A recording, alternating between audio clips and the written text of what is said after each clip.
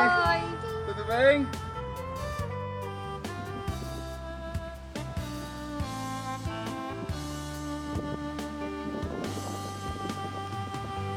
Uma igreja só tem a capacidade de alcançar o mundo todo?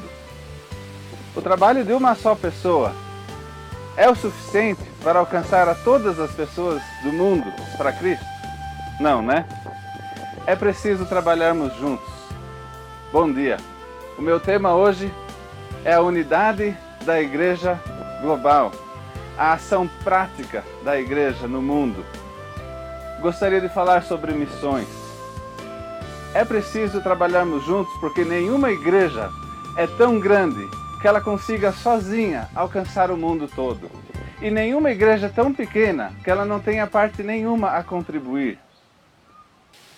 A pergunta agora é, esse negócio de trabalhar junto, há precedente disso na Bíblia? De indivíduos trabalhando juntos, mas também de igrejas trabalhando juntas? Nós vemos isso na Bíblia? A resposta é que sim. De fato, nós temos dois casos nas Escrituras de cooperação. Um caso é o caso de trabalhar junto na caridade. Eu queria que os irmãos abrissem comigo na primeira carta aos Coríntios, capítulo 16. Nós leremos os versículos de 1 a 5. 1 Coríntios 16, versículo 1. Diz o seguinte: Quanto à coleta para os santos, fazei vós também como ordenei às igrejas da Galácia. No primeiro dia da semana, cada um de vós ponha de parte em casa, conforme a sua prosperidade, e vá juntando, para que se não façam coletas quando eu for. Versículo 3: E quando tiver chegado, enviarei com cartas, para levarem as vossas dádivas a Jerusalém, aqueles que aprovardes. Se convier que eu também vá, eles irão comigo. Versículo 5: Irei ter convosco por ocasião da minha passagem pela Macedônia, porque devo percorrer a Macedônia. Como vocês podem ver nessa passagem, meus queridos, ele fala de uma coleta para os santos. E ele fala que ele deu ordens ou instruções às igrejas da Galácia. A Galácia é uma região. Nós podemos ver no mapa que existiam algumas igrejas diferentes na Galácia. Se eu não me engano, Derbe, Listra, Icônio e Antioquia. Essas são algumas das igrejas que ele plantou na Galácia. E ele deu instrução a eles, e agora ele está nesse texto aqui dando instrução aos coríntios. Eles estão levantando ofertas para os santos. Mas que santos? Para que essa oferta? A resposta nós vemos em Romanos, no capítulo 15. Vamos então a Romanos, no capítulo 15, e os versículos são o 25 e o 26. Romanos 15, versículo 25, diz: Mas agora estou de partida para Jerusalém a serviço dos santos, porque aprouve a Macedônia e a Acaia levantar uma coleta em benefício dos pobres dentre os santos que vivem em Jerusalém. Duas coisas a gente pode reparar nesse texto, irmãos. A causa dessa oferta, existiam irmãos em Jerusalém passando por uma situação muito difícil. E também nós vemos um outro grupo, a Macedônia. Então, se a gente for olhar no mapa, nós vemos que a Galácia tem aquelas igrejas ali, a Acaia, que ele menciona aqui nesse texto, no caso seria a igreja de Corinto e a igreja de Atenas. Podemos ver isso no mapa, mas também podemos ver logo em cima, ao norte da Acaia, a Macedônia. E algumas igrejas lá, a igreja de Filipos, de Tessalonicenses, a igreja de Bereia. E essas igrejas juntas estavam se reunindo para mandar uma oferta de ajuda, uma oferta de caridade, vamos dizer assim. Não era um apoio a algum ministério necessariamente, era simplesmente uma situação difícil, de pobreza, e eles estavam enviando dinheiro para ajudar aqueles irmãos. Nos dias de hoje, recentemente, nós fizemos algo semelhante. O carro de um irmão em Sorocaba foi roubado e no grupo Graça no Brasil, nós pudemos organizar uma coleta para ajudar a repor esse carro desse obreiro. É um exemplo de cooperação para auxílio em coisas materiais, semelhante ao que Paulo fez com os irmãos dessas outras igrejas, ajudando os santos em Jerusalém.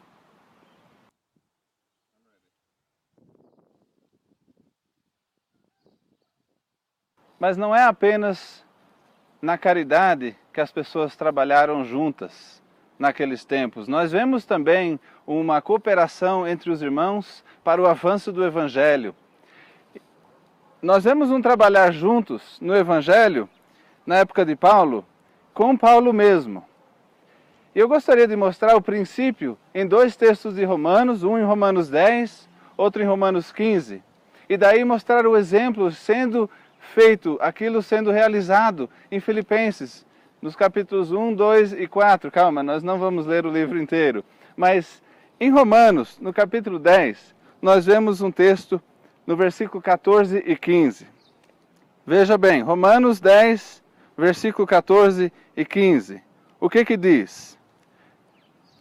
Como, porém, invocarão aquele em quem não creram? E como crerão naquele de quem nada ouviram? E como ouvirão se não há quem pregue? E como pregarão se não forem enviados? Como está escrito, quão formosos são os pés do que anunciam coisas boas. Irmãos, nesse texto, a gente vê perguntas excelentes, perguntas muito reais, na verdade. Como é que uma pessoa vai ouvir do Evangelho? Como que ela vai receber esse Evangelho para ela poder crer, se não há quem vá pregar? Então, para o avanço do Evangelho, precisa ter aquela pessoa que vai levar o Evangelho, o pregador em si. Mas como que o pregador pode ir se ele não for enviado? Então, nesse texto, nós vemos esse princípio. Para o avanço do Evangelho, é necessário tanto o pregador como aqueles que o enviam. Adiante, em Romanos capítulo 15, nós vemos nos versículos 23 e 24 o mesmo princípio, e Paulo falando aos romanos que esperava isso deles.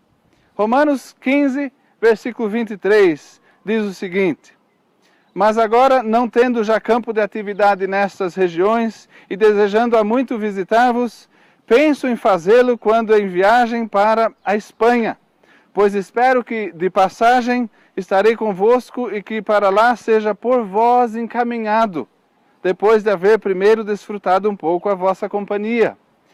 Observem, irmãos, ele está falando, olha, eu estou com quase que saudade de vocês, de tanto que eu já quero ver vocês faz tempo, e agora o plano é que eu vou para a Espanha, mas vou passar aí em Roma primeiro, ficar um tempo com vocês, mas olha como ele fala que ele espera que para lá seja por vós encaminhado.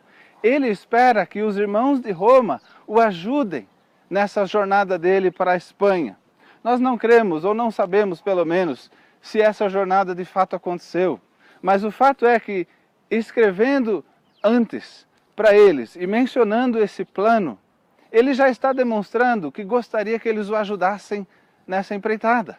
Ele tinha essa esperança que eles iriam ajudá-lo a chegar lá. Seria isso um custeio da viagem? Seria isso uma ajuda financeira para que ele tivesse o pão para comer? Eu acredito que sim. Ele gostaria desse auxílio. E como é o costume dele em outras regiões, de levar também obreiros, eu acredito que ele estava contando com a colaboração e a participação dos irmãos das igrejas de Roma, não só financeiramente, mas também com obreiros, que ele pudesse levar junto e ajudá-los a trabalhar junto lá na obra na Espanha.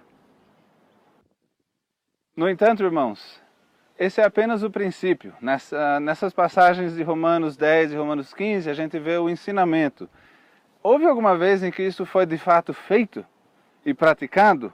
E nós temos na igreja de Filipos o exemplo muito bonito disso. Então vamos voltar nossa atenção à carta aos Filipenses, capítulo 1, e nós vamos ler dos versículos 3 a 5. Filipenses, capítulo 1, versículo 3 diz o seguinte: Dou graças ao meu Deus por tudo o que recordo de vós, fazendo sempre com alegria súplicas por todos vós, em todas as minhas orações, pela vossa cooperação no Evangelho, desde o primeiro dia até agora. E eu queria chamar a atenção dos irmãos, nesse texto, a essa última parte no versículo 5, porque ele está dizendo que ele agradece, certo? Essa é a oração de Paulo. E o que ele está agradecendo?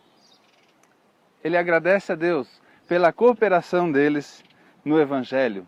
Isso, irmãos, é a unidade da igreja no sentido global, em prática, sendo realizada pelos irmãos da cidade de Filipos. Eles cooperaram no Evangelho. E ele fala que desde o primeiro dia até agora, desde o início do ministério de Paulo, esses irmãos em Filipos falaram para si mesmos: não, nós vamos participar, nós queremos ser parte desse trabalho. Nós não queremos ser somente recipientes, nós queremos que outras pessoas também recebam essas boas novas. Irmãos, o crente maduro, ele entende que ele é tão merecedor do Evangelho quanto todos os incrédulos. Porque esta é a graça de Deus, não é merecida. É a bondade de Deus sendo estendida aos homens. Então ele entende, como um crente maduro, ele entende: não, eu preciso estender isso para os outros também. Os outros precisam ter uma chance de ouvir essas boas novas que eu ouvi e que fez toda a diferença na minha vida. Mas não é só isso que ele fala. A gente vê no capítulo 2 um pouco mais a respeito do esforço deles, disso que ele chama a cooperação no Evangelho. Vamos a Filipenses capítulo 2 e versículo 25 ao 30. Nós vamos ver esse trecho então todo. Veja, Filipenses 2, 25, começa a falar desse irmão precioso, Epafrodito. Diz o seguinte, versículo 25: julguei todavia necessário mandar até vós Epafrodito, por um lado meu irmão, cooperador e companheiro de lutas. Só um comentário antes de continuar, irmãos. Veja, ele é chamado um cooperador. Então, essa igreja cooperou com o apóstolo Paulo, não apenas financeiramente, mas também com obreiros. Epafrodito era um companheiro de lutas. Continuando, ainda no 25, diz: e por outro, vosso mensageiro e vosso auxiliar nas minhas necessidades. Visto que ele tinha saudade de todos vós e estava angustiado, porque ouvistes que adoeceu. Com efeito, adoeceu mortalmente. Deus, porém, se compadeceu dele, e não somente dele, mas também de mim, para que eu não tivesse tristeza sobre tristeza. Versículo 28. Por isso, tanto mais me apresso em mandá-lo, para que, vendo-o novamente, vos alegreis, e eu tenha menos tristeza. Olha o 29, que precioso. Recebei-o, pois, no Senhor, com toda a alegria, e honrai sempre a homens como esse. Eu faço a pergunta nesse momento: por que ele diz que devemos sempre honrar a homens como esse? Nós vemos a resposta no versículo seguinte, versículo 30. Visto que, por causa da obra de Cristo, chegou ele às portas da morte e se dispôs a dar a própria vida para suprir a vossa carência de socorro para comigo. Veja que, para que ele pudesse levar essa oferta dos irmãos de Filipos, lá na Macedônia, até onde Paulo estava, esse homem arriscou a vida. E ele diz aqui no versículo 30, por causa da obra de Cristo. Então ele se dispôs a dar a vida por causa da obra de Cristo. Que compromisso, que comprometimento que esse homem tem com a obra de Deus, que zelo, que nível de devoção exemplar, que inspiração para nós. Porque a gente vê não só essa igreja, mas esse próprio irmão entendendo: a minha vida já está salva, eu não tenho problema nenhum se eu perder a minha vida, o que eu preciso fazer é levar essa oferta, porque Paulo precisa ter o máximo de ocasião para espalhar esse evangelho. A salvação de outras almas está em jogo. A minha está salva, se eu morrer, tudo bem, mas eu preciso continuar. Olha que coisa, ele não colocou a sua própria vida em primeiro lugar. Jesus Cristo e a mensagem dele e a salvação dos perdidos era a mais importante de todas as coisas na cabeça de Epafrodito. Que exemplo! É por isso que fala, e não é à toa, que devemos sempre honrar a homens como esses. que se dispõe a dar a vida por Cristo.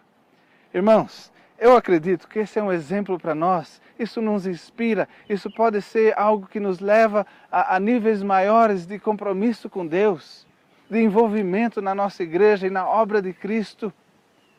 Eu gostaria de estimulá-los a pensar sobre isso, porque esse compromisso vem de uma devoção profunda.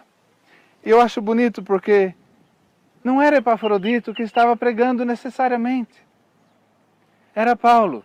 Não eram os irmãos em Filipos. Era Paulo. E, no entanto, porque eles queriam participar, nós sabemos, através de outros textos na Bíblia, que o galardão que Deus dá para as pessoas que participam é o mesmo que a pessoa que faz a obra em si. Já que elas estão participando, elas estão juntas. É cooperação. Isso, irmãos, é a unidade no Evangelho. Mas não é só isso. Vamos continuar para o nosso próximo texto. O nosso próximo texto é Filipenses capítulo 4, versículo 10. E nós vamos ler do 10 ao 19.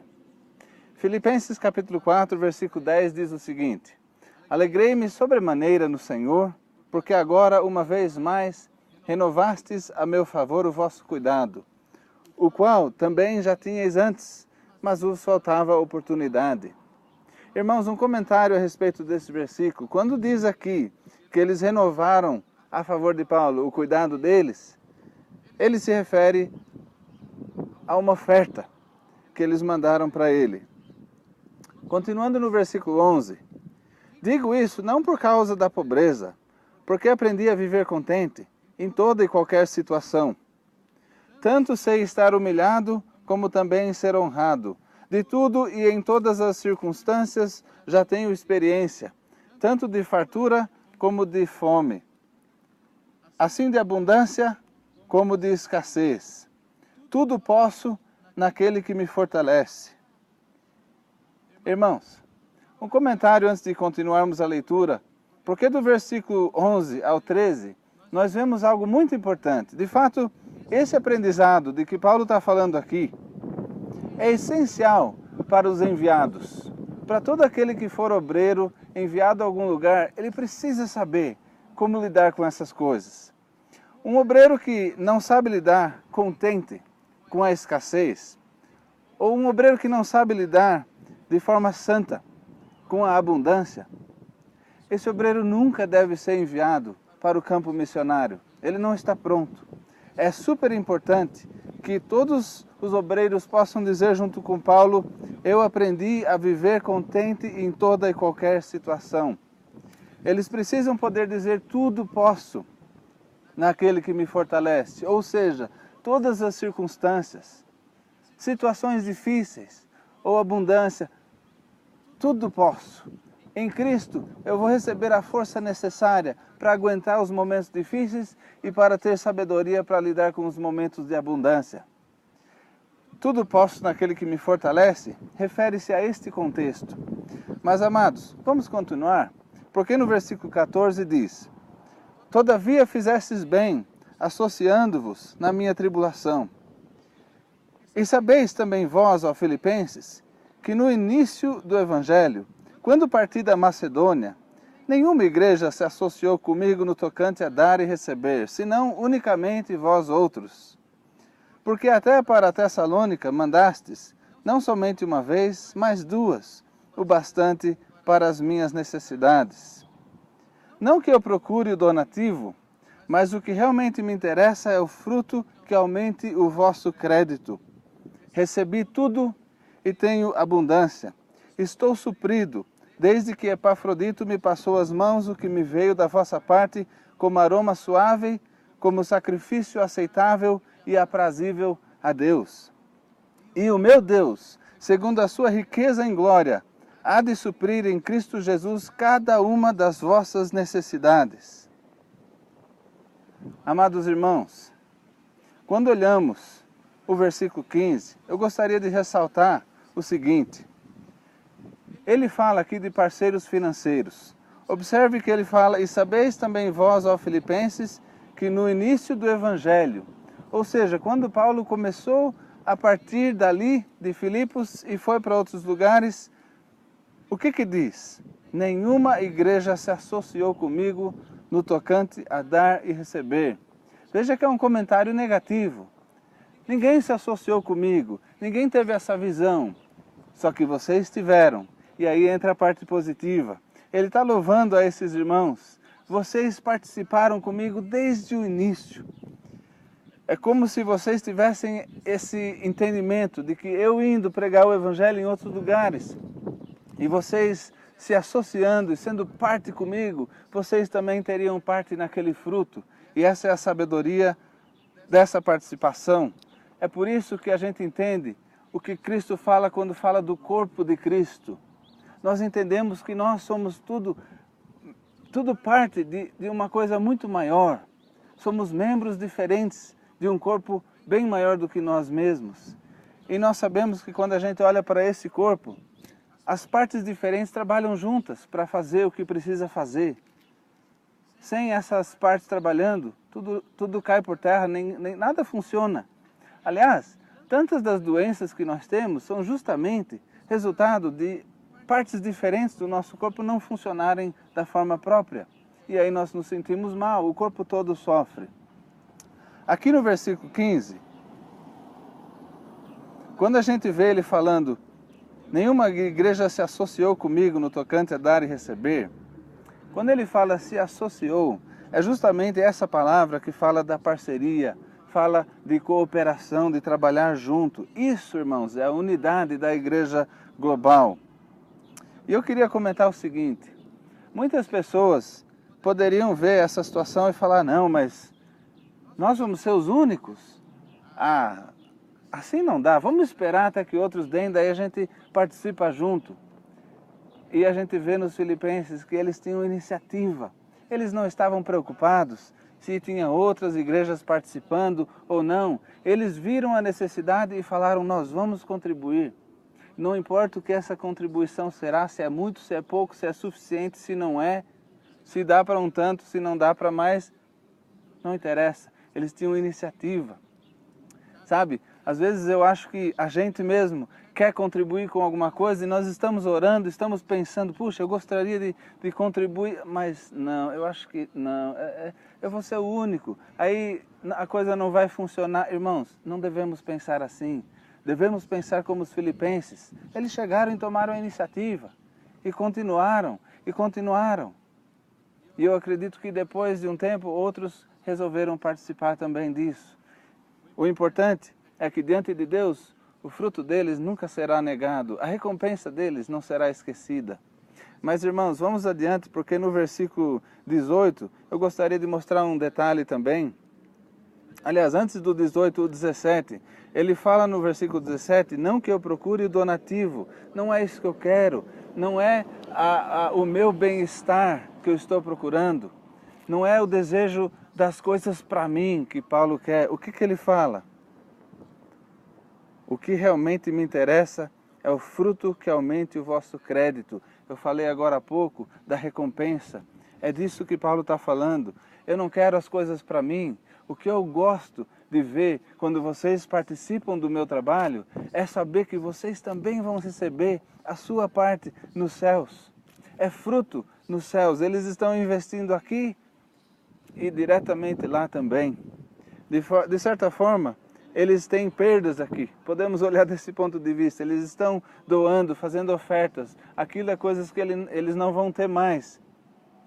Mas todo aquele investimento na obra de Paulo foi também creditado na conta deles, nos céus. Então é isso que Paulo quer. É o fruto para o crédito deles nos céus. Daí ele fala uma coisa maravilhosa no versículo 18. Ele fala, recebi tudo e tenho em abundância. Mas, espera lá, os macedônios não eram pobres? A igreja de Filipos não estava numa situação de poucos bens? Eles estavam sim, através de outros versículos nós sabemos isso.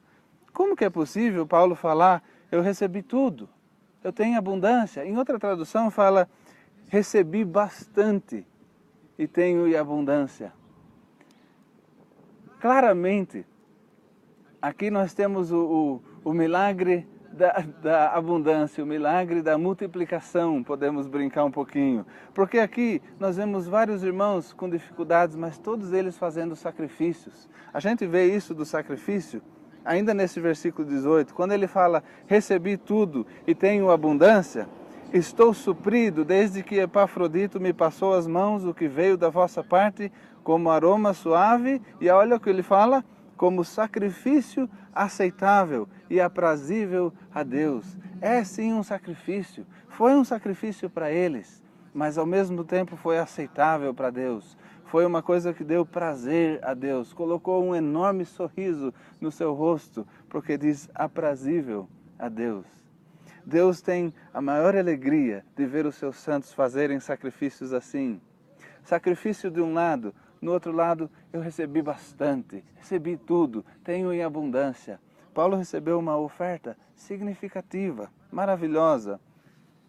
Fica nesse momento aquela dúvida, se eu tivesse lá, se eu tivesse participado, será que eu teria tido aquele medo? Nossa, eu vou fazer esse sacrifício, depois amanhã vai faltar ali. Sabe que muitas vezes é justamente isso que passa no coração daqueles que querem contribuir. Eles estão pensando assim no coração, eu quero participar, eu tenho tanto, eu quero dar esse tanto. Ah, mas será que vai faltar? Será que não vai ser o suficiente? Será que eu vou passar necessidade? A promessa de Deus para isso é maravilhosa. Veja, em Filipenses 4, versículo 19, o último desses que a gente está examinando, ele diz, e o meu Deus, segundo a sua riqueza em glória, há de suprir em Cristo Jesus cada uma das vossas necessidades. Em Cristo Jesus, cada uma das vossas necessidades será suprida. Irmãos, Deus dá uma promessa quando Ele fala que é uma coisa aceitável e agradável a Ele. Ele dá uma promessa, e a promessa é que Ele vai suprir. Ele não falha nessa promessa. De fato, nós temos provas. E a prova dessa promessa é os próprios filipenses. Quantas vezes eles fizeram ofertas? Não disse no versículo 17? Não, 16. Até para Tessalônica mandastes não somente uma vez, mas duas, o bastante para as minhas necessidades. 2 vezes enquanto Paulo estava em Tessalônica, ele recebeu essas ofertas 2 vezes. E agora é uma 3ª vez que Paulo recebe ofertas deles, porque ele não está em Tessalônica quando ele escreve essa carta aos filipenses.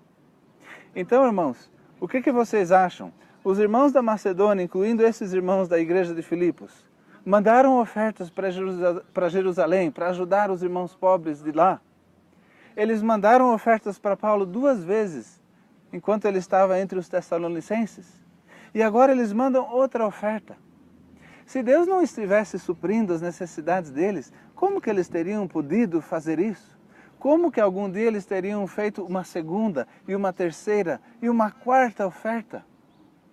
Eles não teriam conseguido. Aliás, eles teriam feito a primeira e dito, eita, passei necessidade. Isso foi uma experiência muito ruim, quer saber? Não vou fazer mais isso. Mas a prova é que Deus cumpre a sua promessa. E Ele fala aqui de cada uma das nossas necessidades. Cada uma. Deus sabe tudo o que a gente passa. E quando nós estamos ocupados, querendo fazer um sacrifício que vai agradar a Ele e que vai ser necessário para os outros, um sacrifício para que o Evangelho avance. Quando a gente está pensando nessas coisas e está ocupado com isso, sabe o que Deus está ocupado fazendo? Ele já está ocupado provendo cada uma das nossas necessidades. Deus é fiel, nós podemos confiar nele e nós temos a prova. Não é legal saber disso? De poder observar que na vida deles isso se cumpriu e também podemos observar na nossa própria vida como isso se cumpre. Irmãos, aqui nós temos um exemplo perfeito. Os filipenses. Quando a gente está falando então de trabalhar junto, da unidade da igreja no sentido global, de participação aqui, aqui e aqui para que o evangelho vá acolá. Quando a gente fala desse trabalhar junto, nós vemos nesse texto dessa carta aos Filipenses um exemplo perfeito, um exemplo incrível de fato, de pessoas de dificuldade financeira falando assim, não, eu não vou esperar ser alguém que tenha várias casas ou vários bens para depois contribuir. Eu quero contribuir agora. A contribuição, ela é de acordo com o que a pessoa tem, não de acordo com o que ela não tem. Então, ninguém precisa se preocupar com isso. Eu gostaria de estimular os irmãos que a gente nunca deve se preocupar, mas nunca deve se preocupar com a nossa situação financeira. Se não vai ser bom, se não vai suprir a necessidade, porque quando estamos ocupados com a generosidade para com os outros, pode ter certeza que Deus também está ocupado cuidando da gente. E nós podemos confiar, Deus sempre supre as nossas necessidades. Nos dias de hoje, não é tão diferente. Existe cooperação acontecendo pelo mundo todo. Para falar de pessoas que muitos de vocês conhecem, eu posso falar do meu avô, o pastor Rubens. Ele veio para o Brasil vários anos atrás e, no entanto, ele não tinha recursos para vir só por conta própria. Então ele se associou à TCM, uma missão americana. E através das ofertas de vários irmãos de igrejas diferentes, ele podia estar no Brasil de tempo integral fazendo a obra do Senhor. Ele começou igrejas no estado de São Paulo. Trabalhou um tempo no Paraná também. E vários de vocês o conheceram. Agora ele está com o Senhor, mas ele é um exemplo disso. Através do trabalho dele, o meu pai foi salvo. O meu pai é o pastor Bernardo, que vocês conhecem aí, e ele está em Santa Catarina, trabalhando aí na área de Biguaçu, Tijuca, São João Batista, e agora, pelo jeito, algumas áreas um pouco mais para o sul de Biguaçu e Santa Catarina.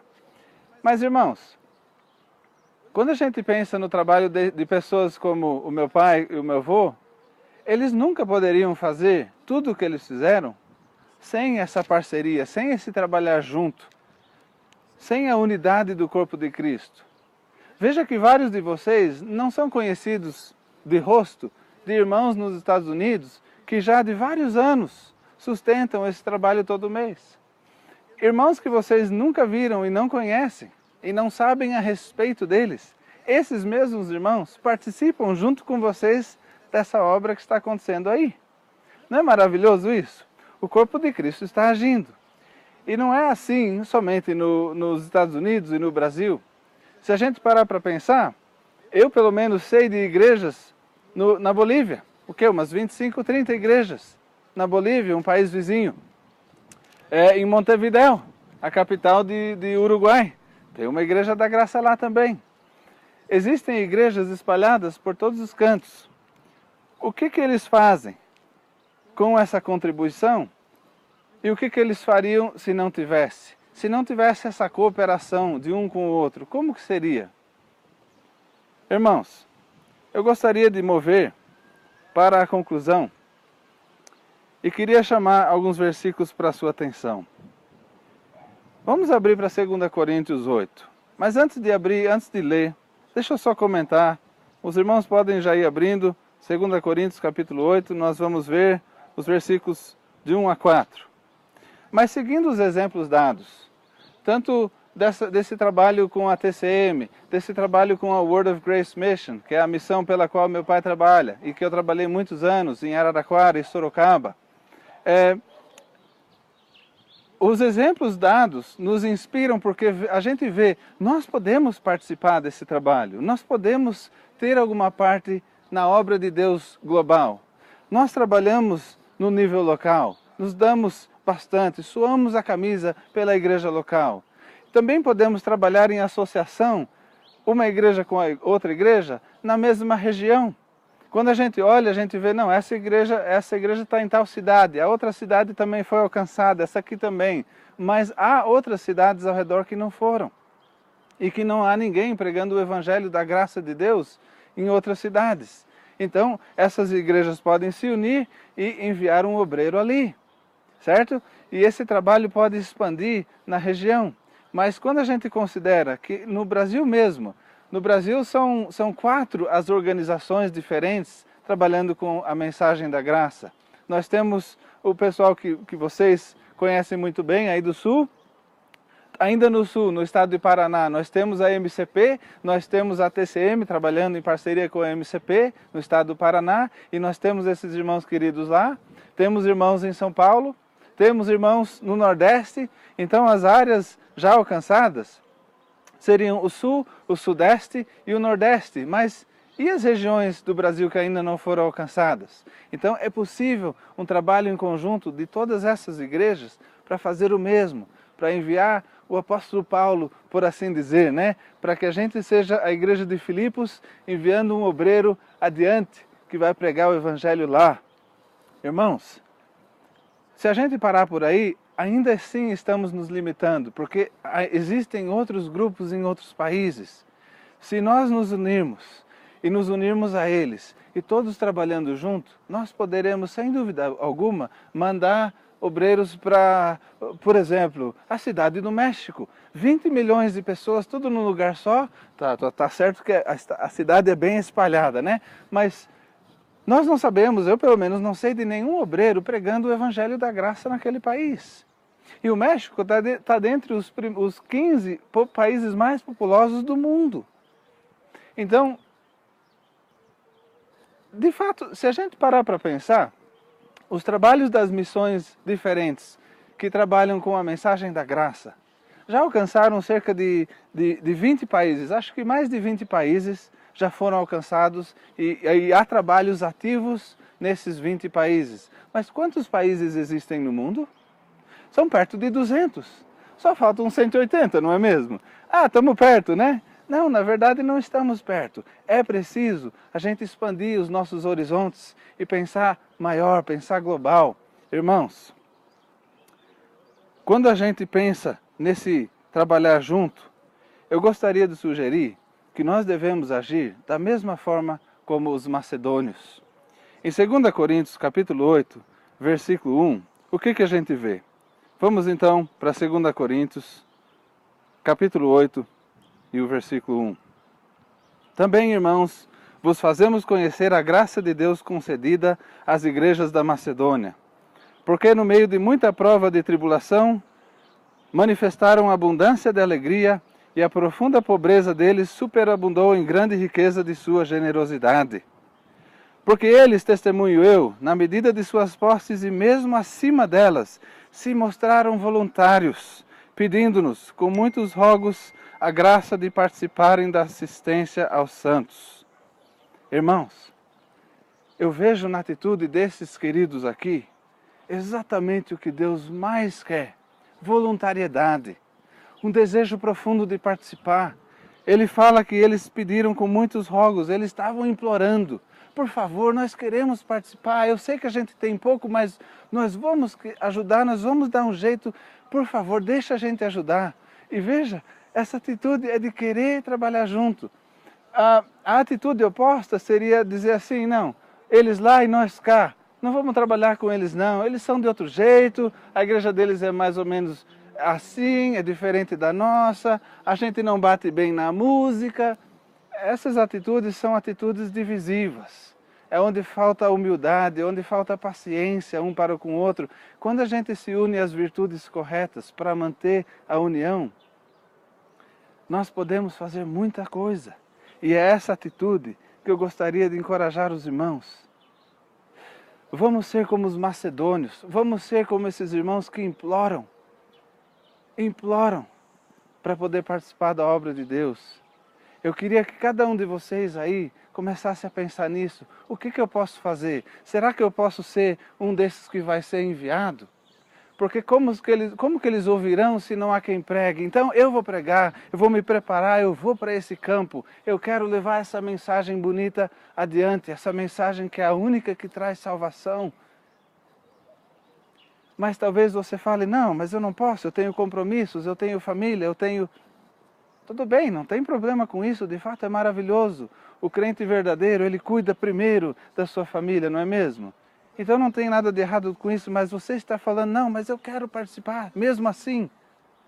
Então você pode participar de outras formas. Você pode ajudar a organizar o envio dessas pessoas. Você pode participar diretamente do envio dessas pessoas com um apoio financeiro, com um apoio em oração, com um apoio com outras necessidades, sempre servindo aos seus irmãos. Queridos, nós temos muito potencial que você em oração, falando com Deus, com certeza Deus vai te mostrar exatamente como que você pode participar desse trabalho global da igreja. Mas nós temos, durante essa conferência, a gente tem ouvido sobre assuntos diferentes nesse mesmo tema da unidade, certo? Nós vamos ouvir sobre a unidade da doutrina, isso é super importante. Nós temos ouvido sobre a unidade na família, a unidade na igreja local. Nós precisamos ter unidade em todos os aspectos. É o que Deus deseja para cada um de nós. Vamos ser como os macedônios, vamos nos prontificar, vamos falar ao Senhor, Senhor, como Isaías disse, eu também quero dizer, envia-me a mim. E se você não pode ir, fala para o Senhor, Senhor, envia o meu irmão, e eu vou ajudar, eu vou enviar ele junto. E com isso, irmãos, eu queria só pedir, vamos concluir agora em oração, vamos colocar essas coisas diante de Deus, oremos. Nosso amado Pai, obrigado, Senhor, pela oportunidade que nós temos em Cristo Jesus de participar da sua obra. Que honra é essa, Pai? Tu podias com facilidade anunciar a tua vontade e a tua palavra dos próprios céus. Todos nós, sem dúvida, ouviríamos e, no entanto, tu escolhes usar cada um de nós. Tu fazes com que nós sejamos instrumentos em tuas mãos. Pai, obrigado por essa honra. Obrigado. Pedimos a Ti que nos fortaleças e nos prepares e nos capacites. Pai, coloque no nosso coração um ardente desejo para que através do esforço coletivo a Tua mensagem vá adiante e salve almas. Que a gente possa ter o entendimento de homens como Epafrodito, que disseram para si mesmos, não, a minha vida não é tão grande que eu não possa sacrificá-la pela causa de Cristo. E Pai, que nós possamos ter essa mesma atitude, que nós estejamos prontos a fazer de tudo para que a mensagem de salvação avance e alcance o mundo todo. Pai, nós te pedimos por isso, em nome do nosso Senhor Jesus Cristo. Amém.